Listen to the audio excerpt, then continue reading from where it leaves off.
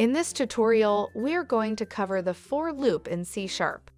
If you know exactly how many times you want to loop through a block of code, you will want to use a for loop as opposed to the other looping options you have available to you in the C# programming language. Let's begin. The syntax for the for loop in C# is very simple. There are two basic parts to the for loop. First, write the keyword for, followed by an open parenthesis, then the statement that sets the variable we will be using to count in our loop, a semicolon, then the condition that has to be met for the loop to end, another semicolon, then the statement that changes our counter, followed by a closed parenthesis. Second, we write the block of code enclosed in curly braces that will be executed every time we loop through.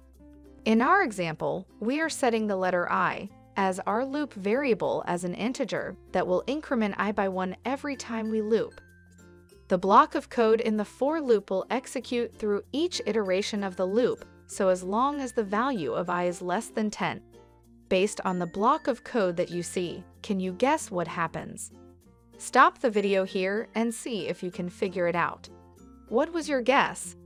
If you guessed that the block of code would write the numbers 0 through 9 on the screen, then you would be correct.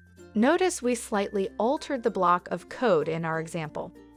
Stop the video here and see if you can first figure out what we changed. Then once you do, guess what happens if you were to run the code. Did you figure it out? In our new code, we changed the I plus to be I equals I plus 2. If you guessed that this would increment our loop variable by 2 every iteration, you would be correct. Instead of printing 0 through 9 on the screen, it now prints 0, 2, 4, 6, and 8 on the screen. In our previous two examples, we showed a for loop where we counted up. However, you can also count down in a for loop as well. Here we altered the block of code to decrement our loop by 1 through each iteration. Can you guess what this block of code does? Stop the video here and take a guess. If you guessed that the numbers 10 down through 1 would be printed on the screen, you would be correct. Now give it a try. Go ahead and alter the information in the for loop to have it do different things. Don't be afraid to change what happens in the block of code. Good luck! This concludes our tutorial of writing a for loop in C#.